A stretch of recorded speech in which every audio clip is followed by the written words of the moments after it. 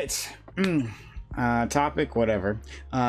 Critical race theory isn't taught in schools, but oftentimes what is criticized as critical race theory is actually anti-racism. Are these two theories different, or is there enough overlap for them to be equated? Is Ibram X. Kendi, the author of Anti-Racism, harmful? Does anti-racism, as espoused by Kendi and his supporters, is that a legitimate framework? Or does this idea do more harm than good? Yeah, and credit to Fanatiq for this. Fanatiq came up with it. We do appreciate that. I'll let Fanatiq introduce himself. He got a good handle of this, so go ahead. Sure.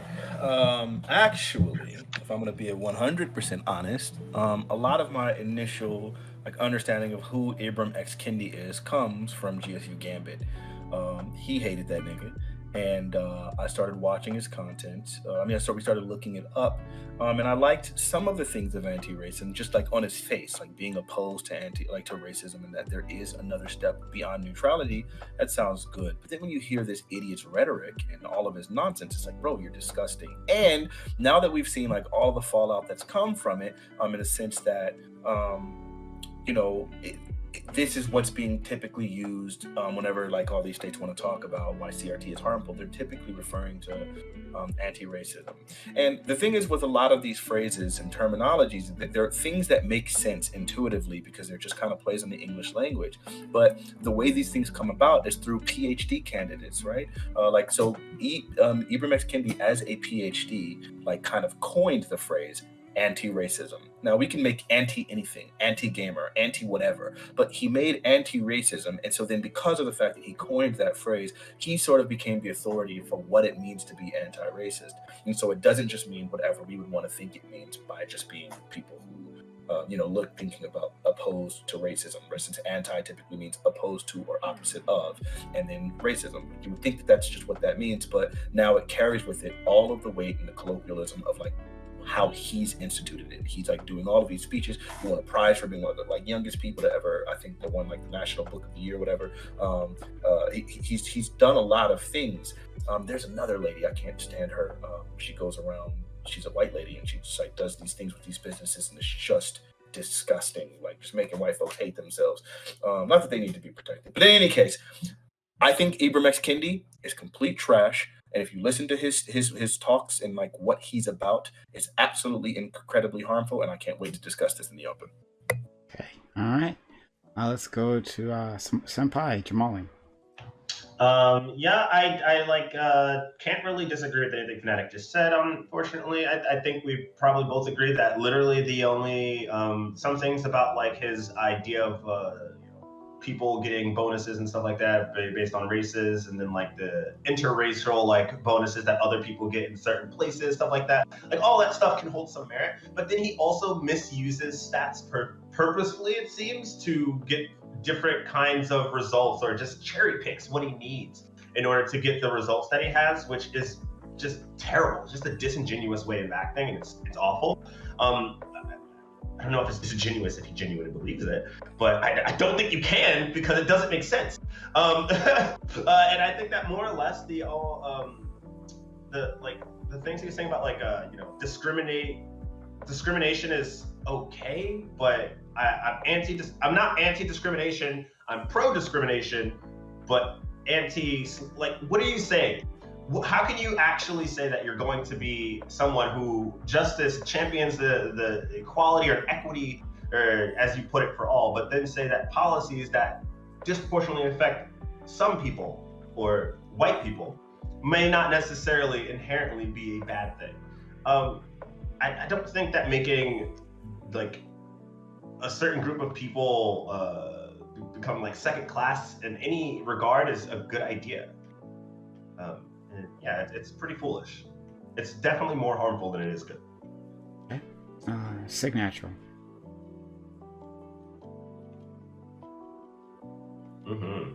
Right. These are awesome points. These points are as good as Ibram X Kennedy's. 100%. I can see it. I respect that, Sig, for reals. Keep going. No way. Unreal. No way. Oh, he's so Nick, nice today. Nick, it's been a couple of weeks. You know what's happening. Uh, It's been a couple of weeks, bro. Please let me You're hear your He's mic. so on point. Please let He's me so hear your on mic. point. Can I say something? no, we're gonna. Continue, okay? Okay. God damn it. Sorry. Fuck. Listen, it's been a long time, okay? He Don't let go go for so long. Just don't. Okay, anyway, okay. I was gonna say there's a lot to unpack here in regards to Kendi. I gotta say he definitely comes off as a very militant person. Obviously with the last, like, everything that's gone on in the last decade, like, I guess I could say just like white people, white liberals are kind of like, you know, latching on to a lot of different books, a lot of different things, a lot of different people to try to look to be like, hey, what's the answer? What's going on? And Kendi just happens to be one of these guys that's like caught in the crossfire. But it's clear that this sort of worldview that everything is either like racist or anti-racist, it's this sort of very binary way of looking at things. It's militant, and I would say it's even downright, what's the word for it? He's like a zealot, you know, in this sort of way. It's almost like religious, all right, in sort of fervor that he determines in terms of where he has his lens and his worldview and everything, you know. And I think that that's something that has a lot of room for toxicity and a lot of room for, you know, like militancy in a way that isn't very good. Instead of looking at things in a more like critical and subjective and what's the word for it, nuanced lens, he seems to be anti-nuance, you know, and that's something that I really can't vibe with too much. But generally the idea of anti-racism, not necessarily the way he says it, but anti-racism is good and always will be good, okay? But in the normal way, not in this like weird, crazy, hyper-structural, fucking pseudo kind of way. Okay, thank you so much. Next, Jay. No, maybe I was reading too much into the article. This is how I felt about it. It's how I'll explain my open.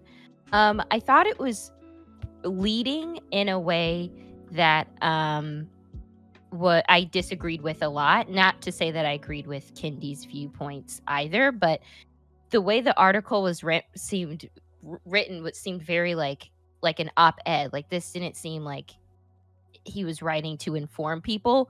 It seemed as though he was writing to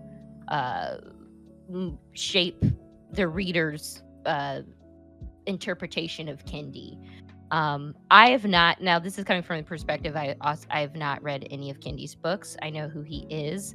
I haven't listened to any of his talks, but I wasn't a fan of, going into author's background, I wasn't like too keen on trusting what he said versus what Kendi was writing either. I do want to kind of touch on the point that I'm surprised no one else has come upon yet of what Kendi was saying about capitalism and it being inherently racist. I don't think that's true, but I do believe that capitalism, how it's gone on in like in America in the last since America became its own country, is racist. It has become racist, and it's historically racist. I think capitalism is in America, and to structurally take out the racism would be very difficult.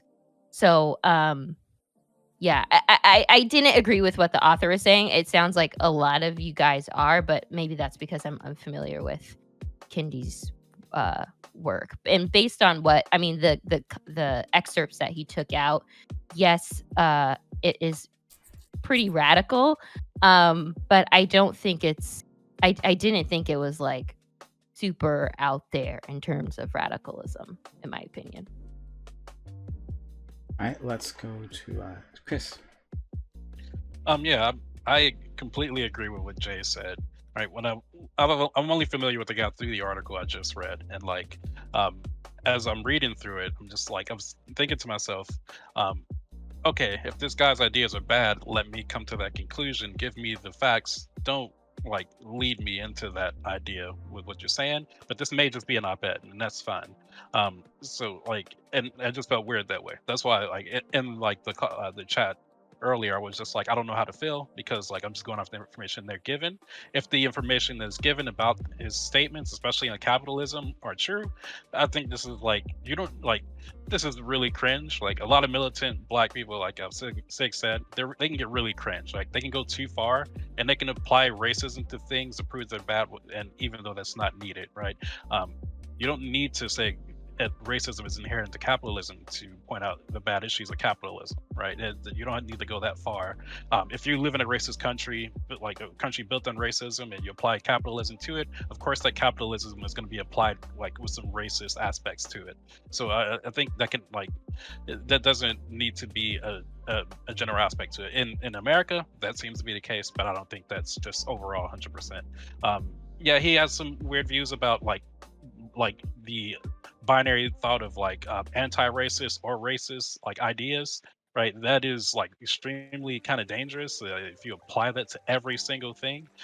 Like you can like mischaracterize a lot of things doing things that way, and I don't know, it gets really weird. And again, but I can't give any truly strong definitive statements about his writing because I haven't read his book and I haven't watched any of his statements, so I'm just going off of what I've read here. Let's go to A Black American Made.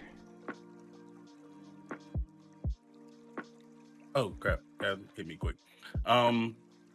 Yeah, I was about to say, as far as addressing the first part of the question, CRT as a concept isn't taught through it, like as like the entirety of it isn't taught through K through 12 education, but there are like tenets and elements that are represented in it, like that are present, and probably for good reason. And whenever when they're trying to cut out RT, they are coming forward. Sorry, you're breaking up. You're breaking up. Yeah. Try leaving the Discord and coming back in. Okay. And I'll pull you back in. So yeah, try that. All right. Hopefully I will be here. Okay, you know what? We'll just go on to the next person. GSU. I am upset. I wanted y'all to be clinging through Ibram X. Kendi as Jesus, and I wanted to be able to rip y'all off the ladder. But a lot of y'all are already somewhat agreeing with us, so that's annoying, but I like it. I like how y'all looked at this article and could point out a lot of the truthful things. So to me, Ibram X. Kendi is a very like polarizing figure. On like one hand, he's like somewhat correct in some of his descriptions. I want to be clear to say some there.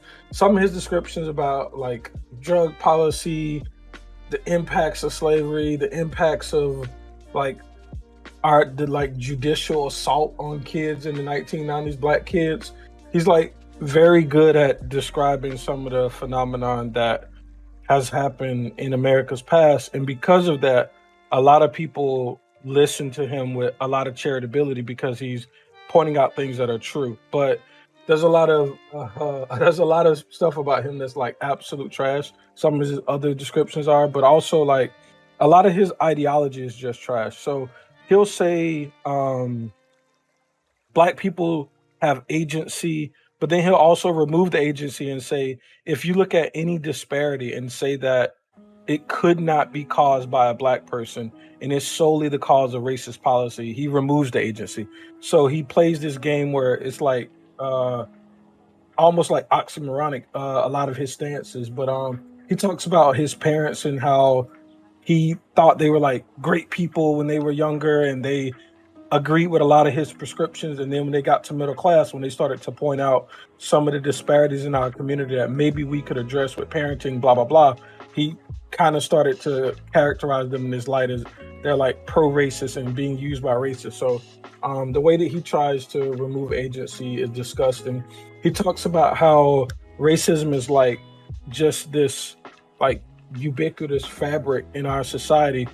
But then he goes on to try to proclaim that, well, one moment you can be racist and the next moment you can be anti-racist. So like he says it's this complex web, but then he kind of tries to say, well, you know, it's not bad if I call you a racist because the next moment you can step out of it. When we understand the a lot of the presuppositional like values people have and why they embrace racist ideology is uber complicated. So the idea that the next moment they could switch all of their underpinnings in some kind of way, be this social justice warrior, anti-racist, is silly. I think he like mischaracterizes a lot of the malevolence that racism actually is, and he makes it like this game of choosing a favorite team. So that's pretty stupid. But yeah, there's a lot we'll get to in the open. I think overall he's absolutely a net negative on liberation or more freedom for Black people. I feel like a lot of people that are loud voices in movements unfortunately have these sort of dog shit takes, and they end up being more harmful than they are good. Charlene.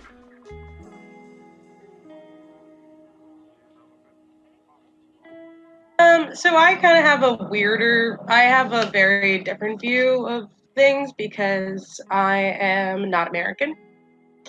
I am from Zimbabwe, which got independence in 1980. And so so my grandfather doesn't have a birth certificate because we lived through apartheid. And so when I came to America in 2000,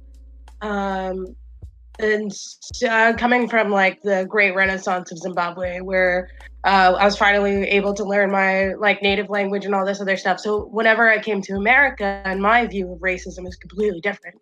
You know, like I view it in these two spheres, right?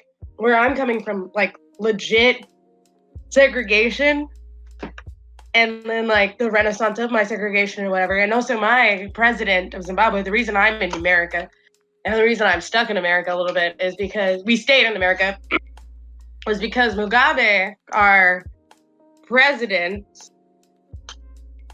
was like, fuck white people. And I'm sorry if I say, but he literally just like started like exiling white people from our country. He like was like, well, you stole our land, so we're gonna take our land back and whatever. Which was the right move here, but the wrong move overall. And so like, you know, I have that memory and like those types of things where I can understand. So like when coming into like things like this, where I'm reading this article, I can kind of understand where he's coming from, especially when you look at this like giant world view. All of my family is still in Africa. Actually, that's not true. Most of my family's not in Africa anymore. We're in the UK, but for varying reasons. And I get it. I don't agree with it, especially in the American sense, especially with how I've like grown up here now and I see what it's like. But I also have to say that as garbage as his take is, just like how my terrible president like helped us get out of what we got, we're out of segregation. Sometimes you need some really terrible takes for white people to listen to you. I know it stinks. I hate that, but it's kind of true. Like a bunch of world leaders have terrible takes. Like the bunch of people who start the conversation and are heard have terrible takes, right? We like really they do like just listen to the basic stuff that they're saying. Don't listen to the rest of the stuff because what they're talking about is garbage. Absolute garbage. Philosophers, what they believe in a lot of times is garbage. A lot of the things that we like base our basic stuff on, garbage. Absolute garbage, people, right? Like everyone talks about Plato. Plato started eugenics, just garbage takes. Most of it is garbage takes. But the problem, the thing that we need is the seed to be planted and to continue to grow, right? So yeah, not great, but we're having this conversation now, and isn't that great?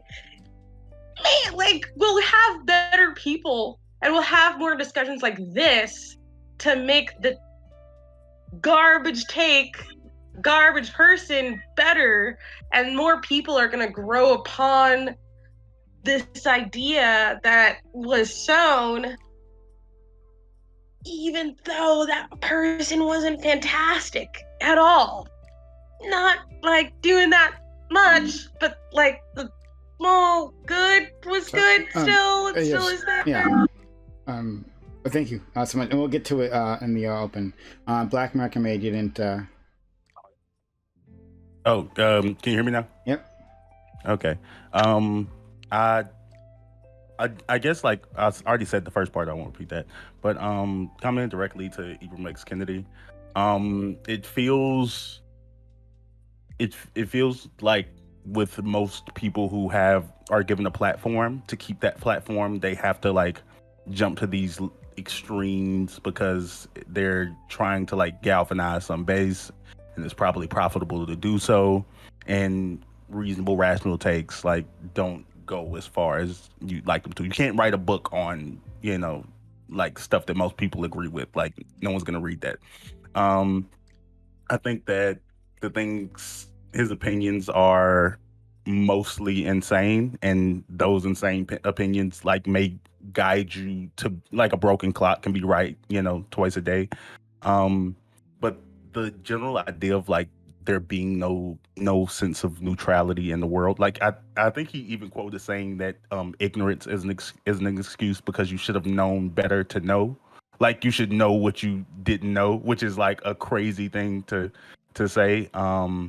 Yeah, I don't think he's worth the breath we're giving him to this conversation as far as what he's added to the movement. But that's just my opinion.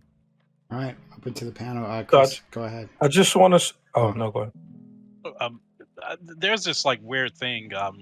I think I wouldn't call it idol worship, but like authority worship, where like someone makes up a thing, right? A general discussion, and they have all their basic ideas about it, and there may be some really good things in those ideas, but some really bad things as well. And I feel like there's a subsection of people who like take that person they agree with on those certain things, and because they agree with them on those specific things, they'll say right across the board this person is right, and they won't question anything else they say. They won't give any critical thought to anything else they say, and I think that's an issue. And I think it's an issue because like say if you're like someone who likes Jordan Peterson or some of what Jordan Peterson says, right?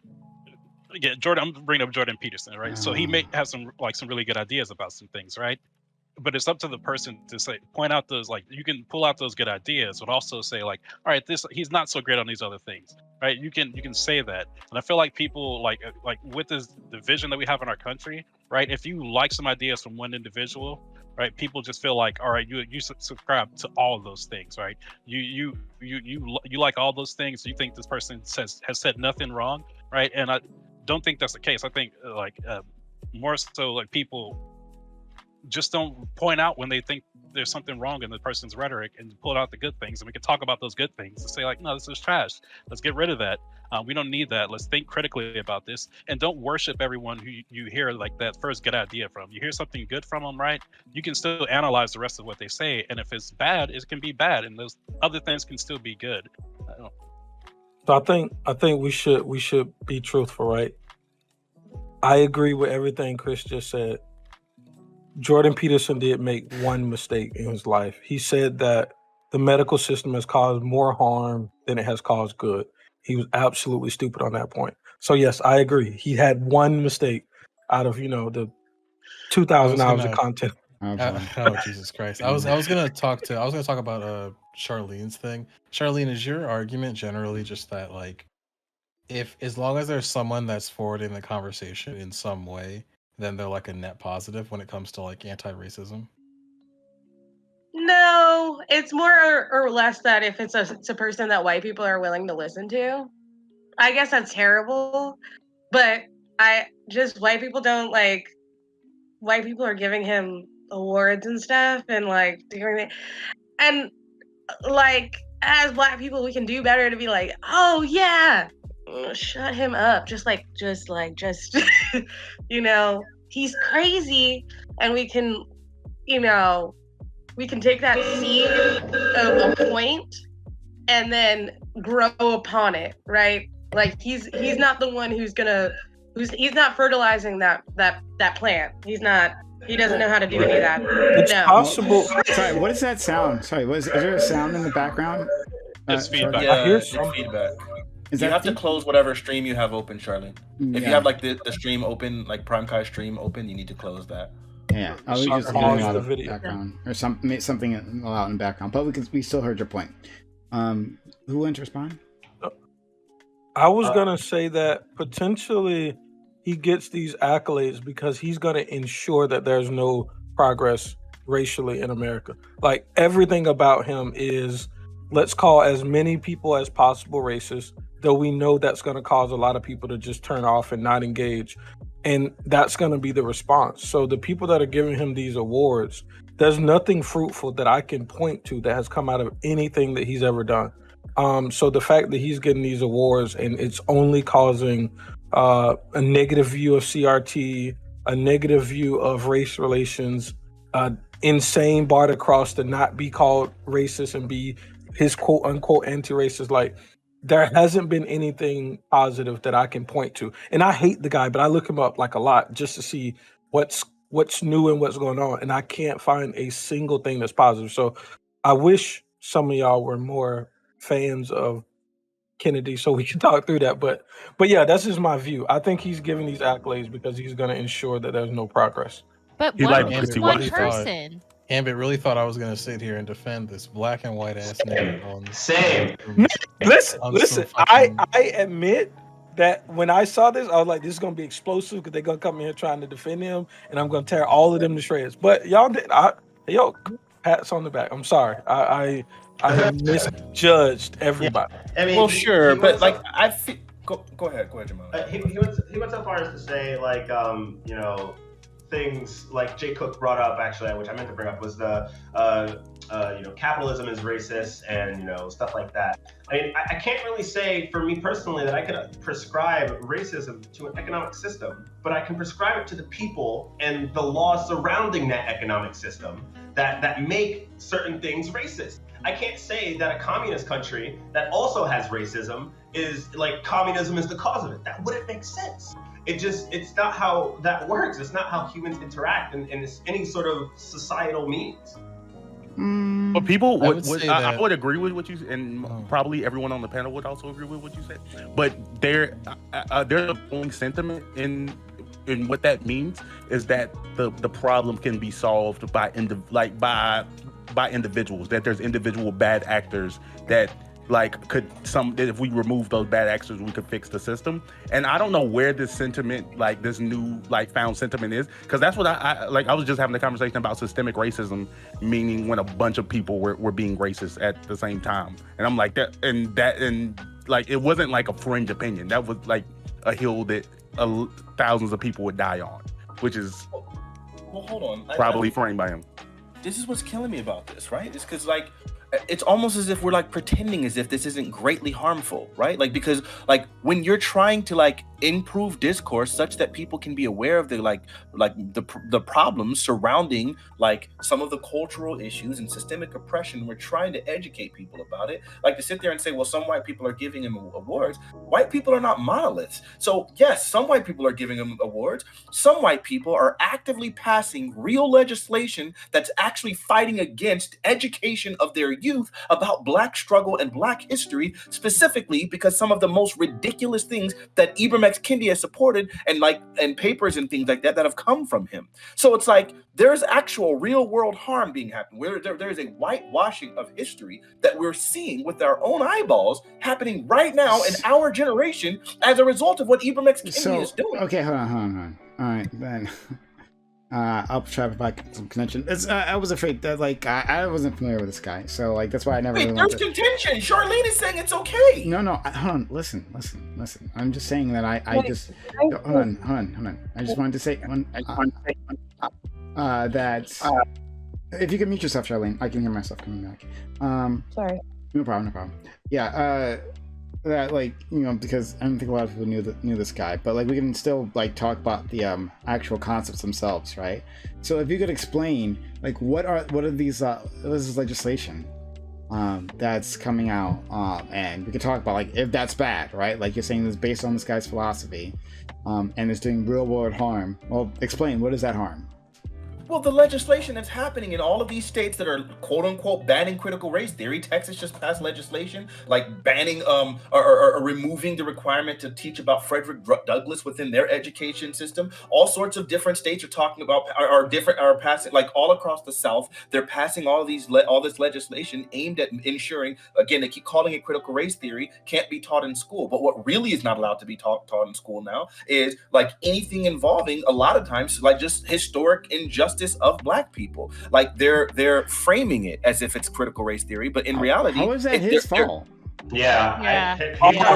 Sure, that's a good question. He asked me a question here, I'll answer it. So the way that's his fault is because of the fact. Chill. The way it's his fault is because his words, what he's talking about, which is not critical race theory, are incredibly harmful and incredibly inflammatory. When you start teaching 7-year-olds and 8-year-olds, like where are you on the scale of white supremacy? Or when you teach 7 and 8-year-olds that your parents are responsible for what happened to Black people if they weren't like actively fighting against racism, if they were neutral, if they just lived their lives and didn't do anything personally to support it, but didn't do anything to fight it, then they are white supremacists by default. When you start saying that children, babies are white supremacists by default, and then that sort of stuff like starts infuriating parents because they're like, I don't want my kid thinking that I'm a white supremacist, nor do I want my children feeling guilty. Or when you start saying white people alive today are just as responsible as actual slave owners from the past, all of this sort of rhetoric is absolutely disgusting. It's absolutely harmful. Oh, okay. So this is quoted in like these court cases, like they end up blocking CRT. Like these are the type of things they talk about. Okay, I want to fight. Prime, I want to fight you on this, but first I'll let other people want to talk. So I'll let them talk first. So Charlene wants to go, then we'll go to Chris and Jay. But I do want to fight you on this.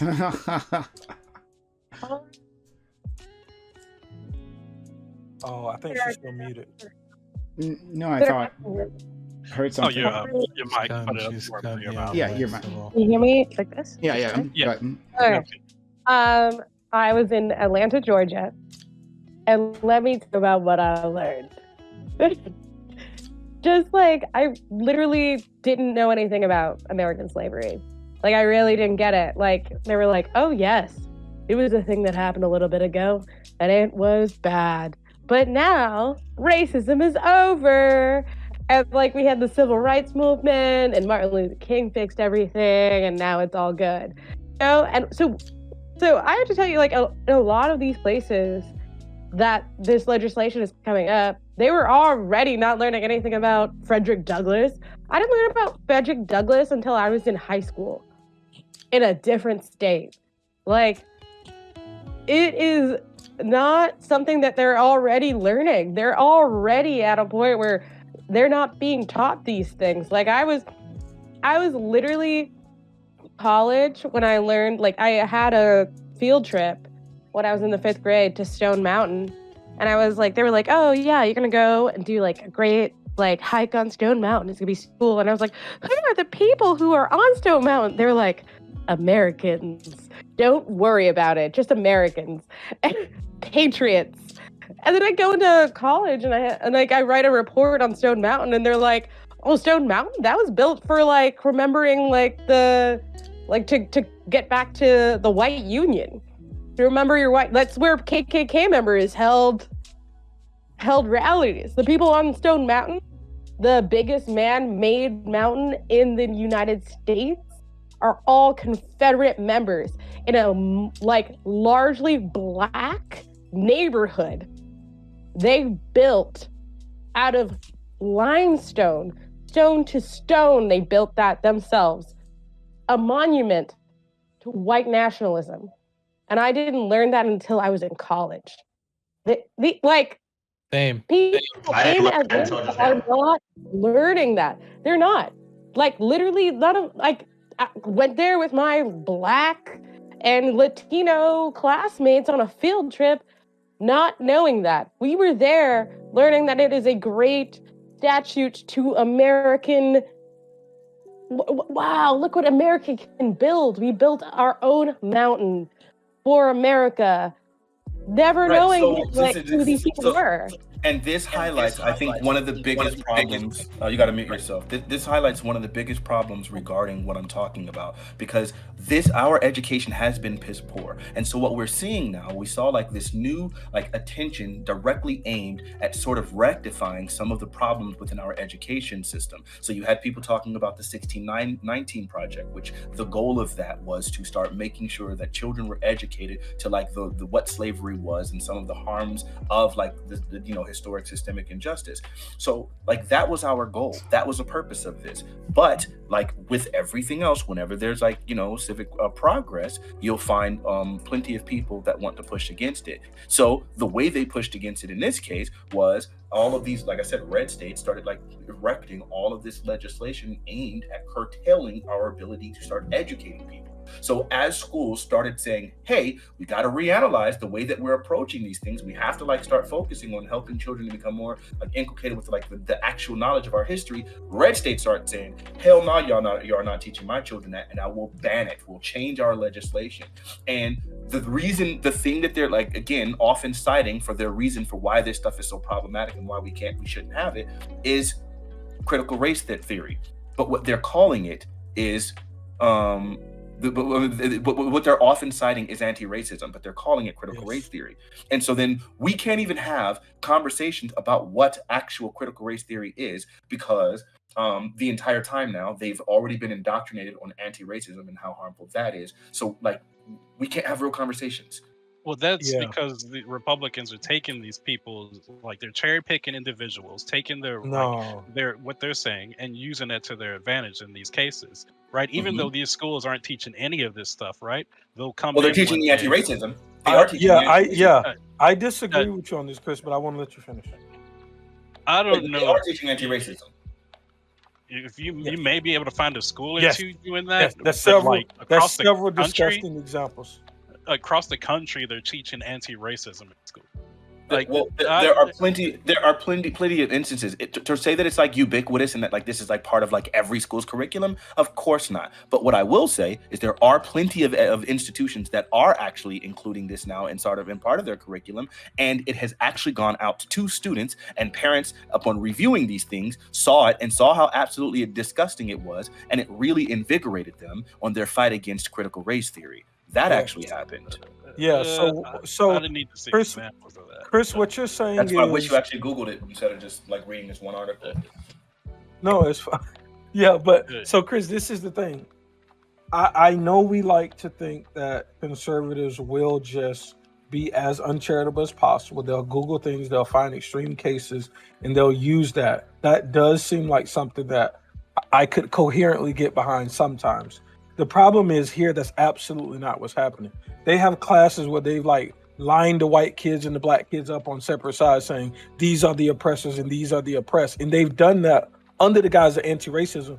But a lot of the people who are a part of the anti-racism thing bracket it as CRT, and it's not CRT at all. And like, that's the real problem. The real problem is that the people who are idiots and are on this anti-racism thing are calling themselves CRT as well.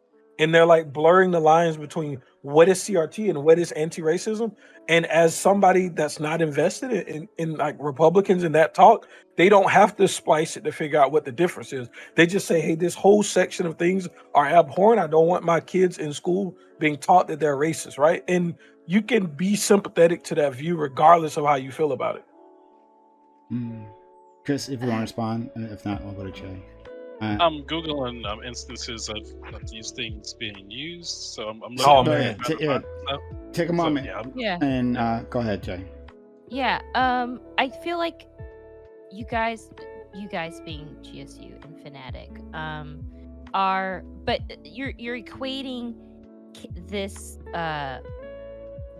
misunderstanding of CRT and anti-racism that some parents are having.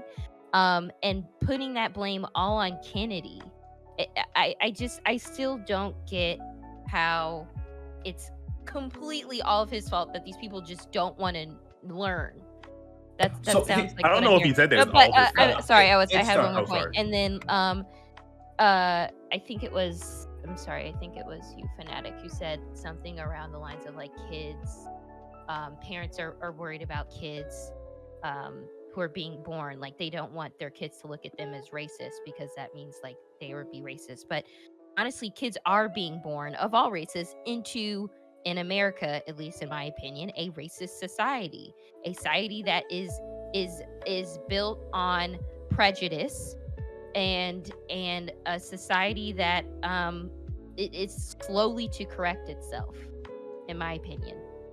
Okay, so two things. Number one, I would be attacking Ibram X. Kendi's ideas even if critical race theory doesn't exist, because his ideas on their face alone are absolutely ridiculous and harmful and disgusting and things that I 100% abhor. So it's not only because of the fact that they have this association with anti-racism, I mean with CRT, that I have a problem. Secondly, I totally agree with you that we could probably have conversations about the idea about this society and the fact that this society, on a large scale, like has like racism and there's a lot of pervasive systemic racism and things like that. The problem with anti-racism is it's not necessarily a prescription only on the country and on the broader society. It's also a prescription on individuals. And once you start getting into this like almost fascistic rhetoric that around the idea that there's no such thing as neutrality anymore, right? Where it's either you are anti-racist or you are racist. Right? There's no like that. Once you get to those sort of things, it becomes incredibly problematic.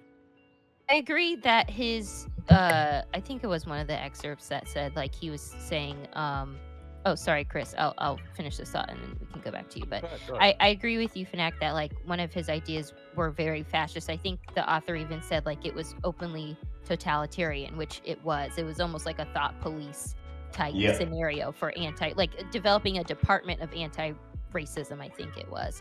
That is abhorrent, and that you're being a thought police, like that's terrible.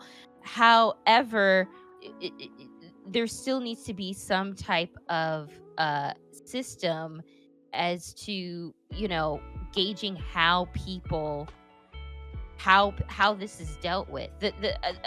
I feel I'm getting on Charlene's side, like despite that we're friends, like there needs to be some type of pushback, and it sounds like you guys don't even want to push back on anything. It's just like this guy's problematic, but there's no one else saying anything. There's no one else. Wait, no.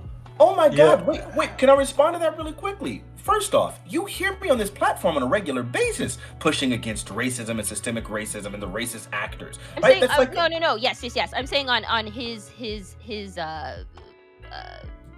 level, I guess. Yeah. No. There are a few people doing that, and they're what you would call the very militant, pro-black. Wait, no. Really, this is crazy. I push back all the time, and there are other people who have really good, valid voices. CRT is valid as freak. The 1619 Project was a great thing. I'm for change. I'm for pushing against the systemic oppression. That's what I use my platform for. That doesn't mean that I have to embrace the notion that if you haven't actively participated in civil rights protests, you are inherently racist as an individual. That's crazy. I'm not for abolishing all neutrality, because I know that that's not the case, right? I don't think I was anti-racist as an 8-year-old, but I wasn't racist, and I think it's stupid, and that rhetoric is problematic, and that's the rhetoric that he's talking about. We have so many people. We have so many, I think, even if you want to, and I disagree with a lot of their policies and a lot of their positions, but Black Lives Matter was an organization that's pushing against racism.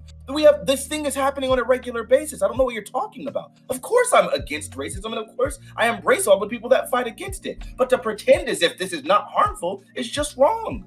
Yeah. And I get it. And one thing to add real quick, because it does seem a lot like this is targeted towards just Ibram X. Kendi. People like Robin DiAngelo, That's the name. That's it. Yeah. It's like Kendi. there's a multitude of these idiots. That it's not just Ibram X. Kendi. And that's where you got me fucked up with Ta-Nehisi Coates. But we're gonna fight in a second. I gotta let everyone else go first. Signature, we haven't gotten a chance to talk. It's literally, guys. It's been Kendi. It's not Kennedy. Everyone said Kennedy. I don't know why. It's Kennedy. Yeah. Yeah, it's true. That's true. But I was gonna say that, this guy, I would say that Kendi is not the end all be all in this sort of thing. Obviously, because of like the chaos that had happened last year in particular. A lot of white liberals are going to drum up a lot of people. A lot of people are going to get publicity. Some of them are going to be a bit wacky, okay, especially this guy.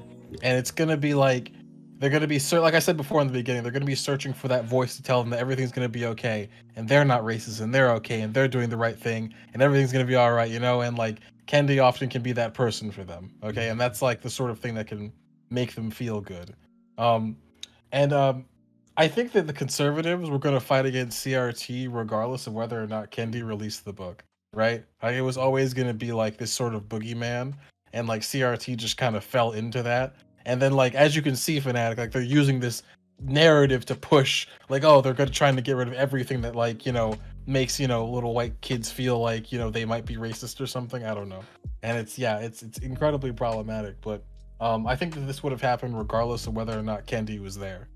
It would have been somebody but that else. isn't sure. But that's like basically saying when a person dies, well, it doesn't matter. They were going to die eventually, regardless. No, like at the end of the day, you call out problems and harm when you see problems and harm. And this nigga is problematic and harmful, right? Like, I'm not saying that he's the end all be all and he's going to be the only reason why anything failed. And like, that's not. I don't have to go there. Like, but clearly, he's problematic. The things that he's saying and doing are problematic. Yep. Okay. I guess I want to fight back, but go ahead, Chris.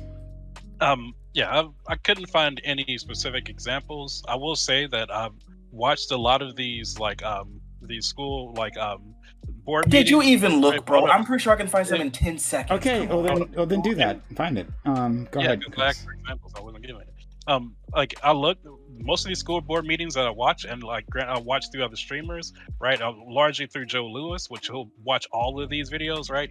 Doesn't cherry pick, he'll just watch them. And a large part of these, like, what's going on is like either like parents are taking problems that they have with the school and attributing to CRT, even though it has nothing to do with any race issues, or they're taking any teaching of any historical racial facts as CRT, right? Or they're making up things that their kids said about, like, being taught that they're like inherently evil or something, right? That not finding that any curriculum or anything, any proof that any teacher is doing that. They're just coming and saying that and getting people fired for no reason. So that's like been my view of things, of what I've been seeing. And yes, these like people like Kendi, right, are like they are saying some really stupid things, right? There's like Tariq Nasheed is one of them, right?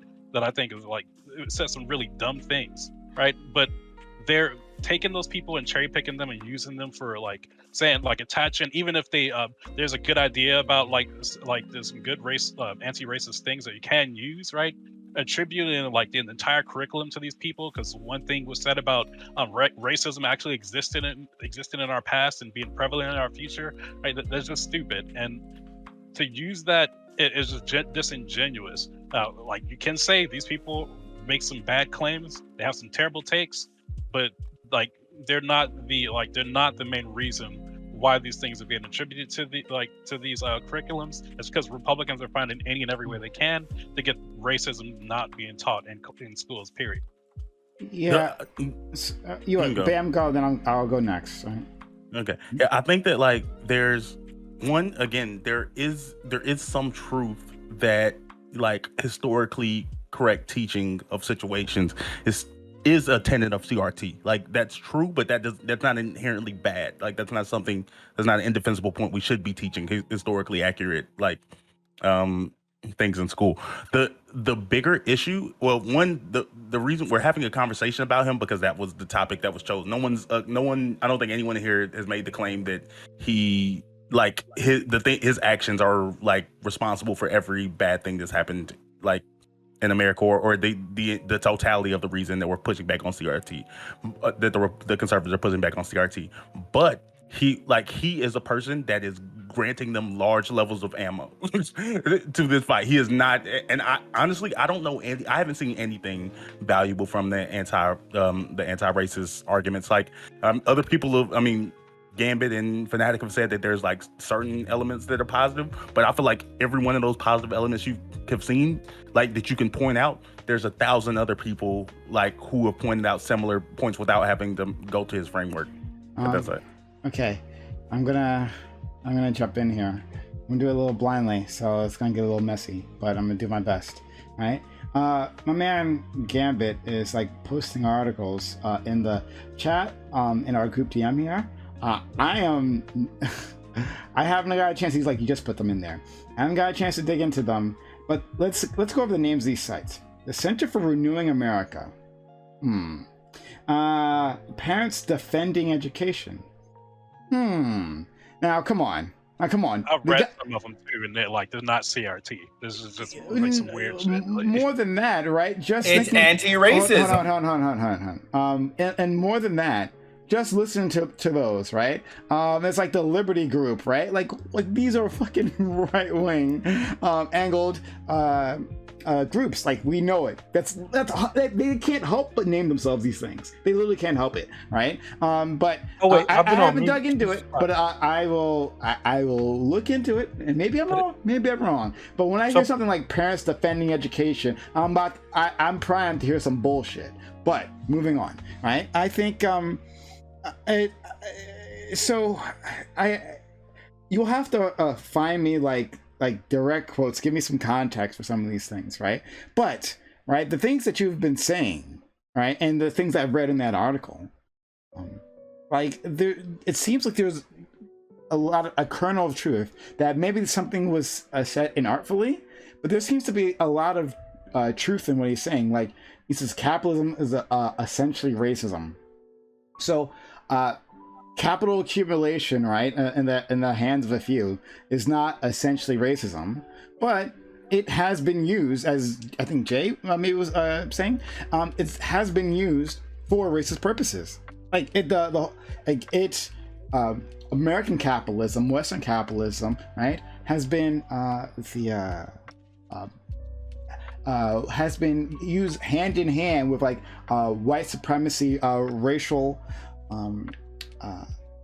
bigotry. All that has been because capitalism uses that, right? Uses that disparity, right, to extract resources, right? So talking about like what happens in Latin America, the entire history of U.S. and Latin America relations, right, has been defined by capitalist extraction, and then the brutal repression of those people, right? And it happens under a white supremacist terms, right? Like, that's just how that works. In the way the U.S. has interacted with Africa and other the Western powers have interacted with Africa. White supremacy has infused all of that, right? But it's been in the service of capitalism. The fucking slavery in itself, in service of capitalism. So, like, I think the notion, yes, is not essentially racist. We can imagine a capitalist system that isn't, that doesn't have this history, right? But it does. So I don't like see too much of a problem in that statement. You've also said a whole bunch of other things that and you'll bring them up again, that you're saying that Ibram has said. And again, if you could give me some context, it'll be quite useful. Some of these things, if it's exactly what you're saying, sound dumb, but I have so talking about the white oppressor thing, right? Again, you're gonna have to find me some like direct quotes on that, but I'm willing to believe you. But I just still want to see some direct quotes. That's fine, right? But to say that if you have not, like there is this system of white supremacy that infuses our nation, our civilization, and that if you're not actively fighting against it, then you're part of the problem. Well, I could see that. I could see that in terms of talking about, like, for instance, our foreign policy, like moving it away from that for a second, right? Our foreign policy, like, are you actively trying to dismantle U.S. imperialism? If not, right? Like, not like, for instance, not voting in this system, deciding like, oh, I'm going to step away, does not mean that you don't have any blame. There's no guilt to be laid at your feet, right? Because you are still benefiting from this system, right? Are you actually trying to dismantle this imperialist regime that we live in? No? Okay, well then you're part of the problem, right? Like, I could get behind that. Again, I'd have to hear more, and maybe he said something really, really dumb. In fact, I'm sure of it. I'll even give you that. But I think there's the core here is actually really useful. All right. some of these examples that were posted, right? For the first one, the Center for Renewing America, most of these have nothing to do with the education system. There's one you can maybe take from this, which is a college professor who was talking about, I believe what he was talking about was land back and allow like the property rights and things should be given back to the original, to Black people and I guess natives. That can be like considered anti-racism. That's in college though, and that's that one professor. Everything else, right, has nothing to do with the education system. The one about the third graders being made to deconstruct their identity was all about, like, it was a thought exercise about identity in general. Nothing about race. I'm sorry. Pause. Sig, help me out. Stop terrifying me and my fucking audience. What the fuck, man? Holy shit. I'm sorry. That was I apologize. We'll try to return your souls later on. So stick around at the end of the stream. I want to show, because when you were talking, W was actually looking right at you. He was looking right at you, just like right on the screen. It was very cute. Wow. No, let Chris finish. I'm sorry, I did interrupt you. The example with the third graders, right? It not only was about race, it was a thought exercise about their class, gender, like religion, and like family structure, and they had to rank that. It had nothing to do with like there was no prescription given about like what to do with that afterwards. If there was, they would have put that in the article, which they did not. Then there's, I'm trying to see, the Department of Education created a program for parents to ensure their children aren't racist. The Equity Toolkit, I guess, they were doing like some thing with babies where they were seeing about who they faces they were looking at longer. That was weird and stupid, but that had nothing to do with what kids were being taught in school. And they also had a problem with them insisting that people who have a Black friend, partner, or child can still be racist, right? I think we can all agree to that, right? I don't know why they would even list that. That's just a weird thing to list. Everything else, right, was outside of the education system, right? System. So I don't see any examples in the curriculum they're being taught anti-racism. Okay. So first off, this is a master scroll, man. I told both of y'all in the group, hey, I just found this. I'm gonna go through and I'm gonna find the news articles linked to it. I'm gonna link you the ones that I'm gonna talk about, and then you all just started to attack nonsense. So first off, the thing that you're saying that isn't racist, they were telling people to line up their groups and determine where they are on some power structure based off their race, their gender, and their sexual orientation, which is absolutely ass haddock of a third grade teacher. A bunch of other things too. It literally says it. Hold on, I'm gonna read you what you race, class, gender, religion, family structure, and other characteristics. Which means race was just a part of it. It wasn't the whole thing, right? So you cannot claim that's anti-racism. And it gave no prescriptions. Is there prescriptions that teacher gave about people being racist? Why do you think the teacher did this exercise that said that the dominant culture of white, middle-class, cisgender, educated, able-bodied Christian English speakers? Where's the link to that? I'm sorry, I just want to follow up. Do you not feel it's worse to not have a prescription? To just say these people are the most racist and then walk off? Do you think that's a better answer? No, I feel it's weird that the people who wrote the article, right, just pointed out the thought exercise rather than what the prescription did. Did the teacher give a prescription? And if she did, right, did they not include it because they thought it would mess up the argument they were trying to make, right? So why didn't they include that? That's what I'm saying, right? The point is that going to a class of third graders with this type of activity is absolutely stupid, and anyone who supports it is absolutely stupid as well. So, all right, well, we're gonna fight because because I wanted to say, and something Prime said after you go, Prime. Yeah. So. One again, I need to see this article, right? I need to see.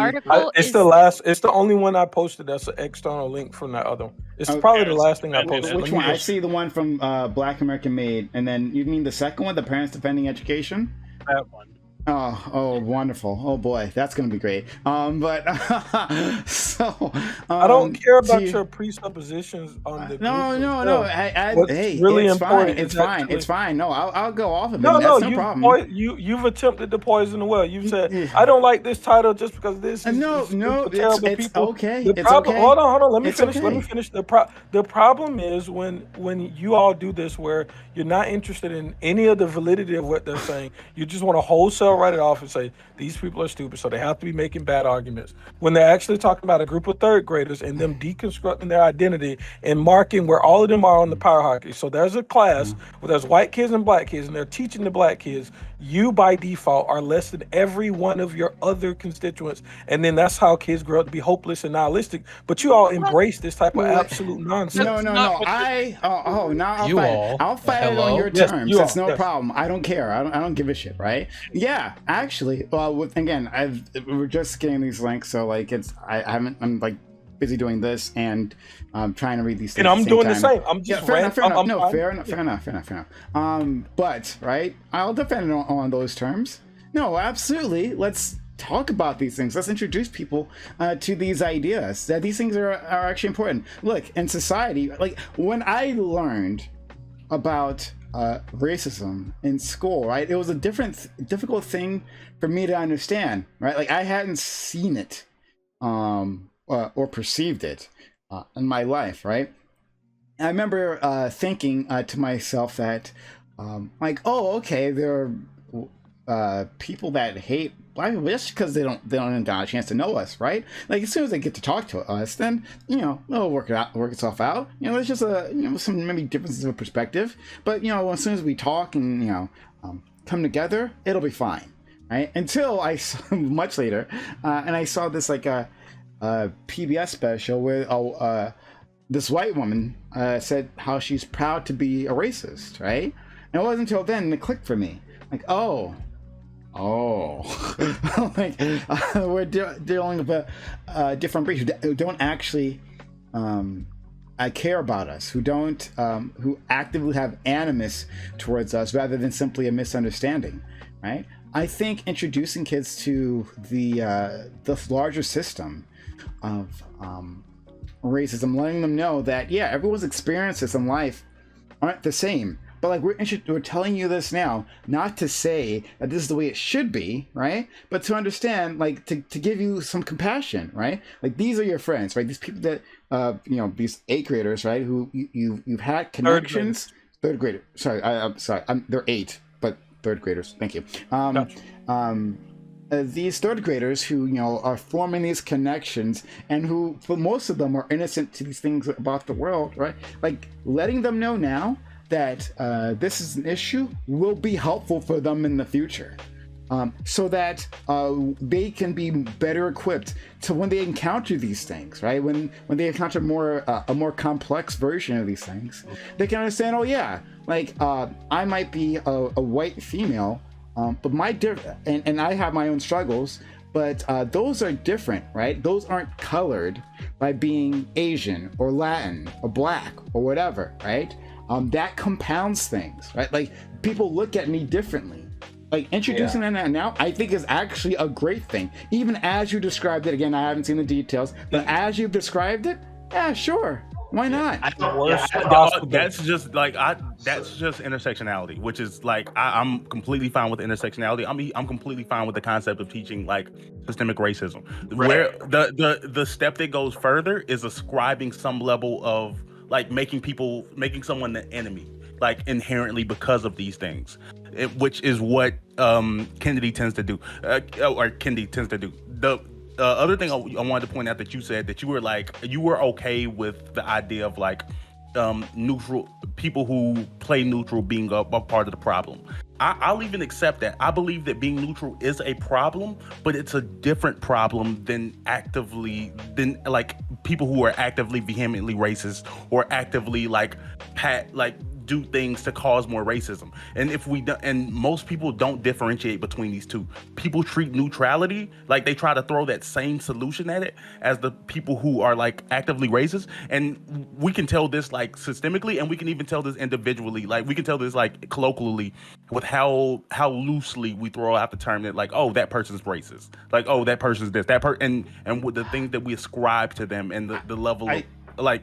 I could which agree we'll with probably you get there. into the next panel. I could agree with you there, right? That if you're saying that that there's a spectrum of racism, right, a racial oppression, that's a person who is neutral, right, sits at a different place than someone who is actively animus and like actively tries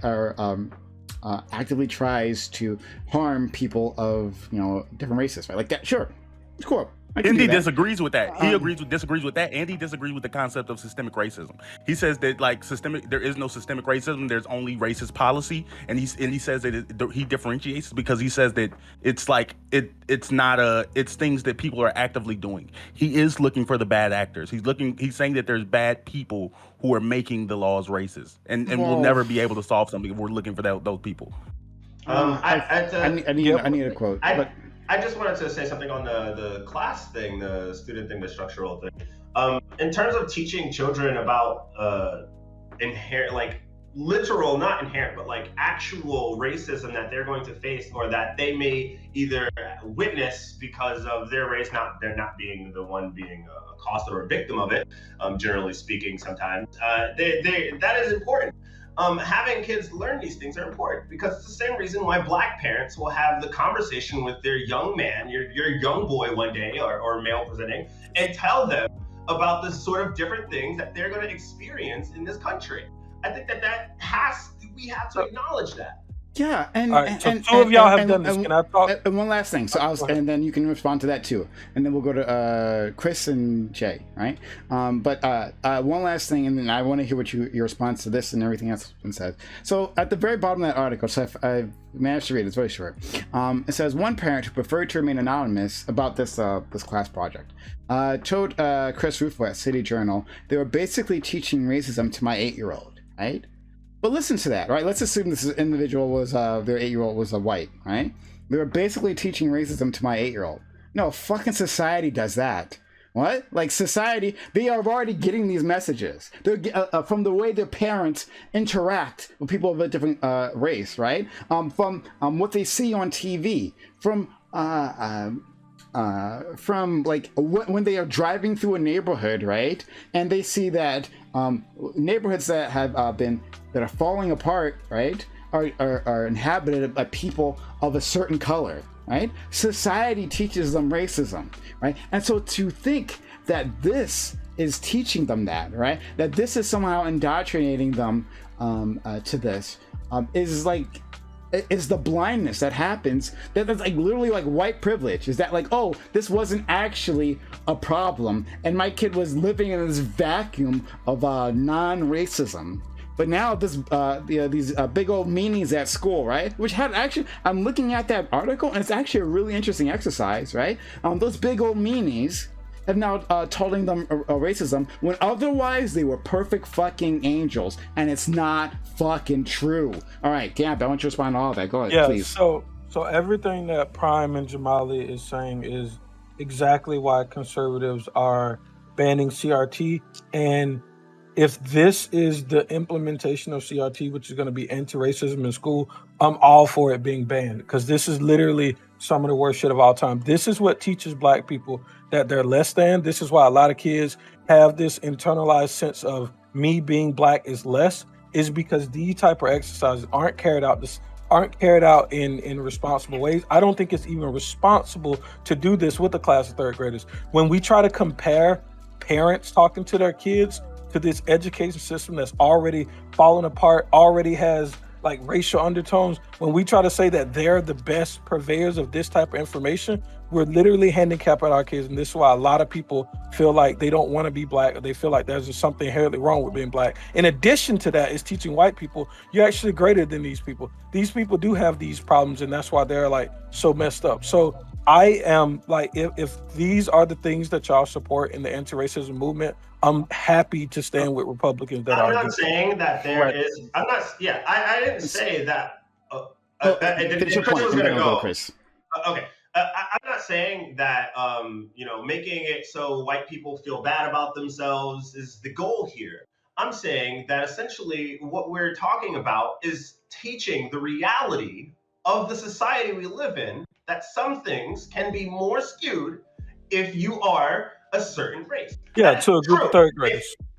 When wait, okay, maybe I should gauge this. When do you think, third gradish, or what age or grade do you think people should start taking like health, learning about their bodies, learning about like Oh boy! Oh no! Don't do it! Don't do it! No, Are you gonna be like Tiffany Star? We should teach them to masturbate in second grade. Are you that stupid, or what? how are we No. gonna go with this? What are you talking about? Well, What did I say that? Or are you being I'm telling you, disingenuous? no. I'm telling No, I'm telling you went into Jamali, health, and then you went into body and all this turn other back, stuff. Jamali. So You're naturally, going. Teaching about your There's a health black is hole inherently that sexist? you're flying towards right here. I'm telling you. No, Turn no, back. no, Use a different so example. we've had many a discussion on this channel, and a lot of the time when you say health and just anatomy, it then goes into sex. I have If an you're talking example. about solely anatomy, Talking that's about different, solely and I can anatomy. engage with that. But Okay. it When do you it think that seems should be weird. taught? No, hold on. Let me finish.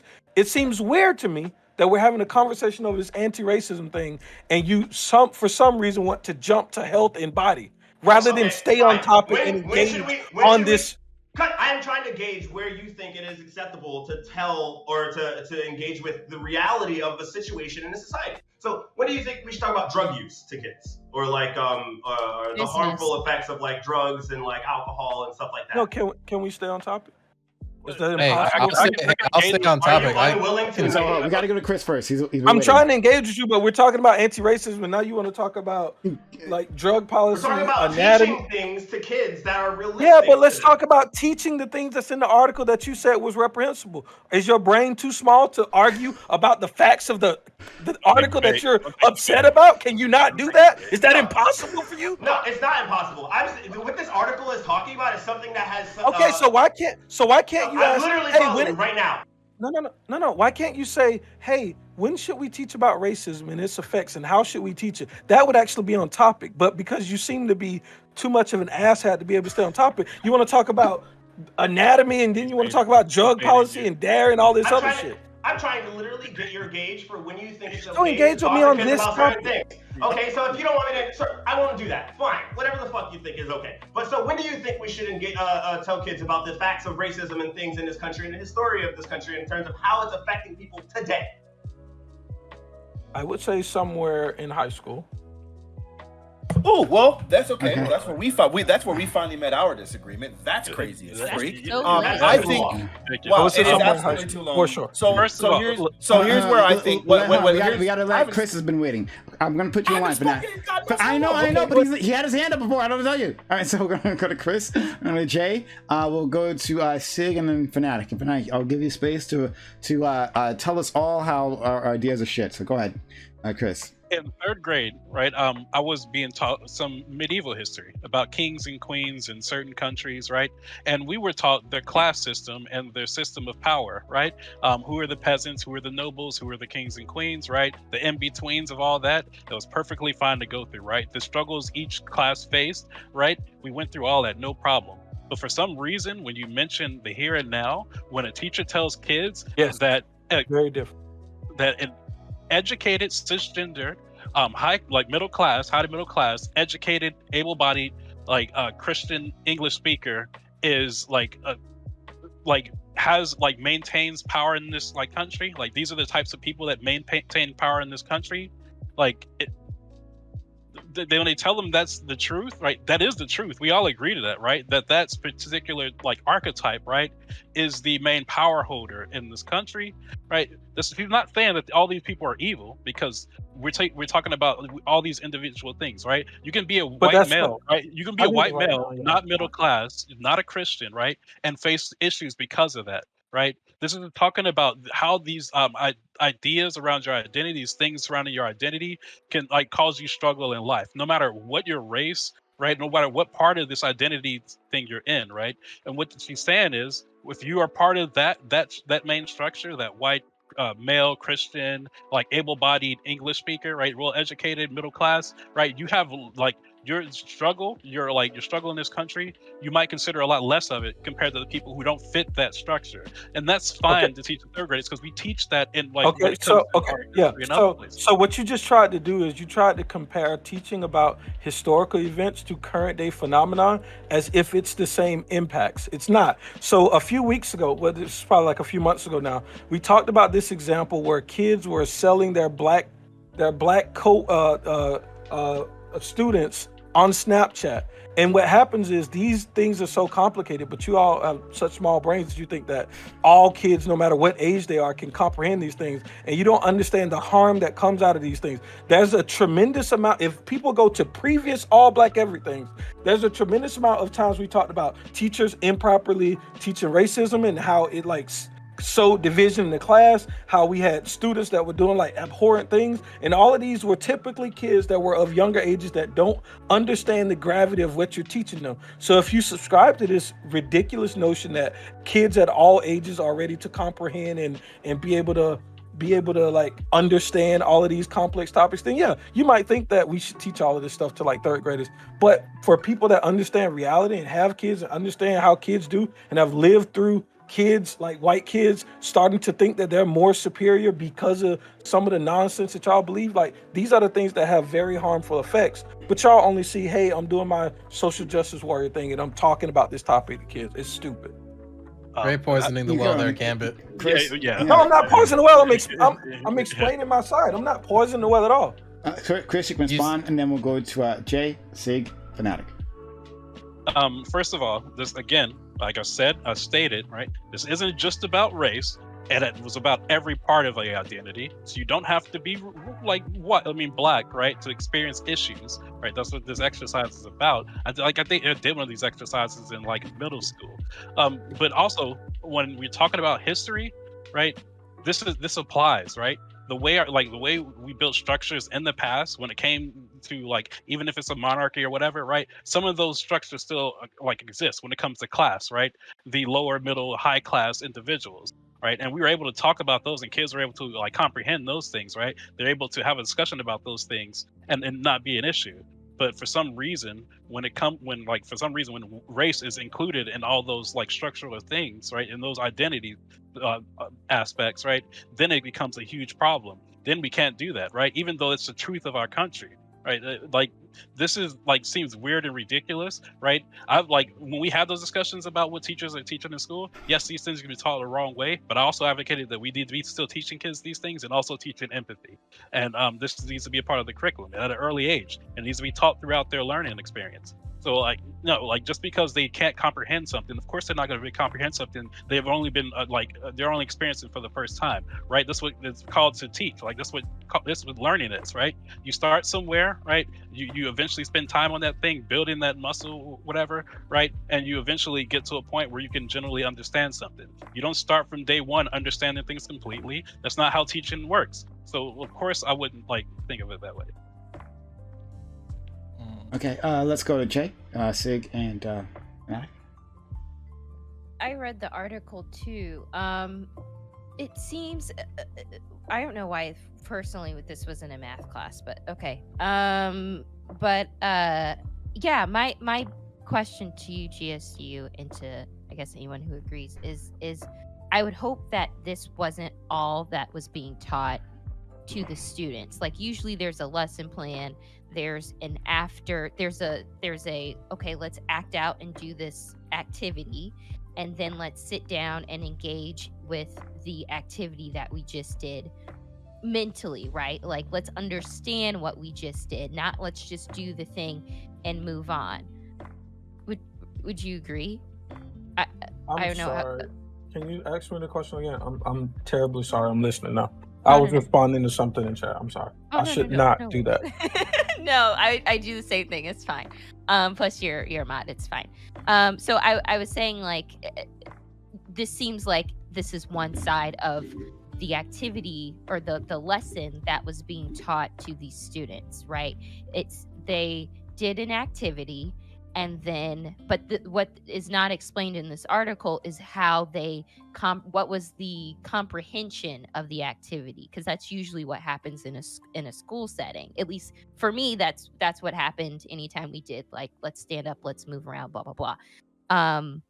Yeah, my core belief is, given what we know about this exercise, there's no moral way to complete this exercise with a group of third graders. I think, though, that there is, right? Because this is a building block toward learning that kids do understand. Indoctrinating people into being white supremacists, yeah. No, kids do understand that there are They're being differences critically in the thought world. about. They know that they are different. I probably had my first experience with racism probably younger than this. I'm not saying that people of these age brackets can't be racist. I never made that claim. So the idea that some of these people would experience some sort of racism, I absolutely agree that that's going to happen. So why not learn? Why not learn, right? And why not take that opportunity to unlearn that? Because that I don't action. No, as I've said,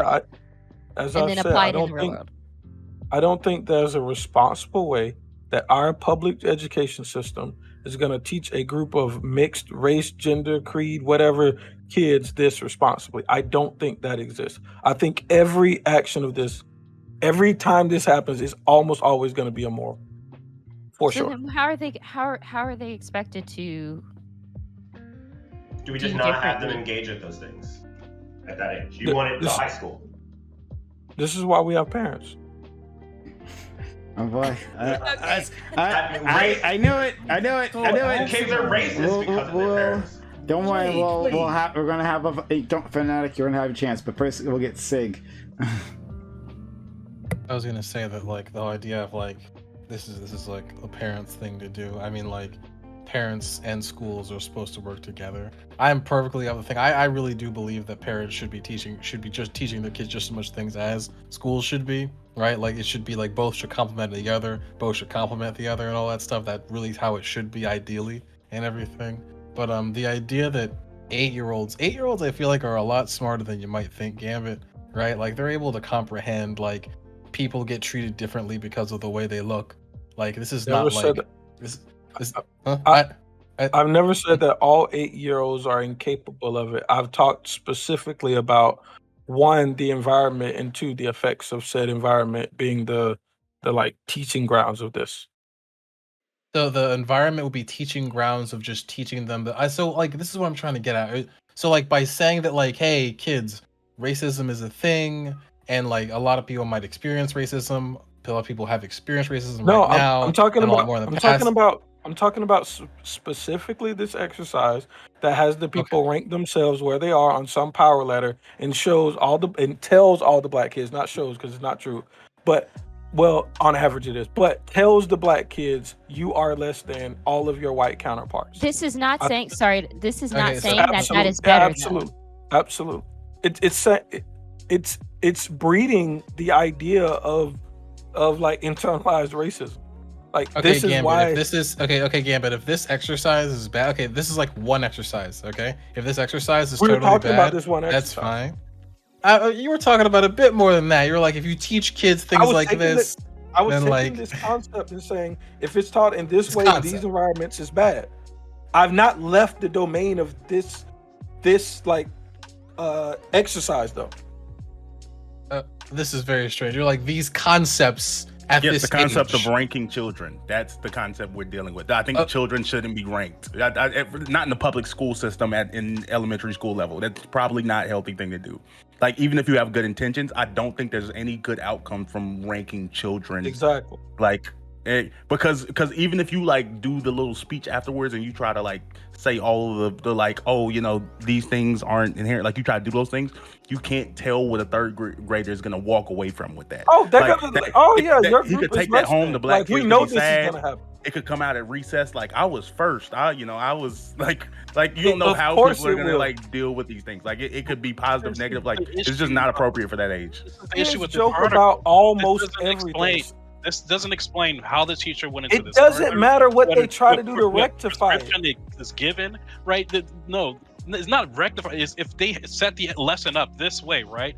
How do they conclude the lesson? How they even what if it's not even a conclusion, but the beginning, like the very beginning of whatever lesson they're doing, right? We don't even know that, right? Because we're not given that information, so we don't know how this lesson is taught throughout, like the curriculum. We don't know how it's applied necessarily. We're just taking a cherry pick, like part of that lesson, right, and then giving to it with face value, Chris, right?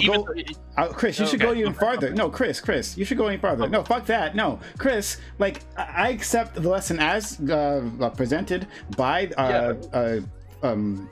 Gambit, by Gambit in that article. I accept that, and I say that lesson is amazing. That was a great lesson. Don't back down from that lesson. That lesson was amazing, and for that age, was perfect. What I'm saying is what he's saying. These kids are leaving off with this thing, but we don't know that because we don't know what's going further into that lesson, right? So we can't give some definitive statement of what these kids came out of with this lesson if we don't know how it concluded, what the teacher followed it up with, how no one does. No, you're setting the bar so high that we're going to be able to understand every action they make after this interaction and understand that this thing influenced that. No, we're making our prescriptions about what we think will happen when these things are exercised. There's no way we're going to follow these kids for the rest of their lives and say, from this class, this exact behavior is what came from it. That's silly. This is how racism is taught in America. This seems weird, right? Like no one and I grew up in like a racist part of Ohio, Kentucky, and Indiana, right? No one has received any lesson like this, and they were racist as hell when I was growing up, right? They were extreme. I'm not saying. I'm not saying that there's not. I'm not saying that this is the only way to create racism. So stop strawmanning. Try again. No, go ahead. What I'm saying is, like, this isn't the thing that's going to be doing. This isn't the thing that's needed. Right, the thing, like what this helps with doing is pointing out these things and saying why these things exist, how they exist, and how you can point them out and find them and work against those things. Right, that's how I'm generally thinking how the teacher is going about teaching this thing. But I can't know that for sure, right? If I'm like given the entire truth of the story. Right, and like that's what I hate about these things. And the only reason I'm harping on this article because it's the only one that fixed the example that was given before, right? And it's only one, right? And you said you can just Google and like you can find a ton, and I tried that, right? And like, this isn't it, right? There's only one example I can find of there being any sort of type of anti-racism taught, and that was at a college level by one professor, right? And that professor is probably I don't know, because I'm only given that one quote from them, and I'm not even sure if it's actually a quote or just something they picked out, because this seems like to be like an extremely biased source. I don't see any direct link to what any article, any direct statement that the teacher was making, any link to the curriculum or the lecture that was given, right? When you do things like this, when you don't post sources, when you don't cite things, what you're saying is that anyone who observe this phenomenon and gets wind of it needs to post hoc be able to record the entire session and provide exactly what the teacher taught, exactly every sentence that they said. It's stupid.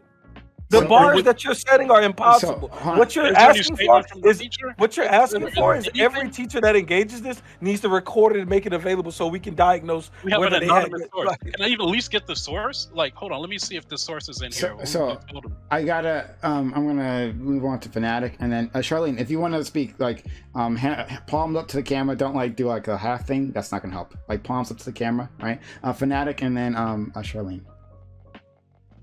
I forgot what specific point it was that I was going to be addressing. It was quite some time ago. But you were mad about Fanatiq about high school. It was high school. I mean, not Fanatiq, Gambit in high school. Yeah, I think the idea that we would wait until high school to start teaching children about the structures of this country when we already teach them so many things about the structures. They already start learning about Martin Luther King and things like that at an incredibly young age. By the time for me, high school started at 13 years old. The idea that I needed to wait that long to learn that is stupid. I can easily get behind the idea of making sure that things are age appropriate, right? We start teaching children about sex education when they're 10. Why the frick would we wait until they're 13, 14? 14 is the average age for kids. Why would we wait till they're 14 to start teaching them about some of the structures in this country? Obviously, things need to be made sure that they're age appropriate. What the frick? What?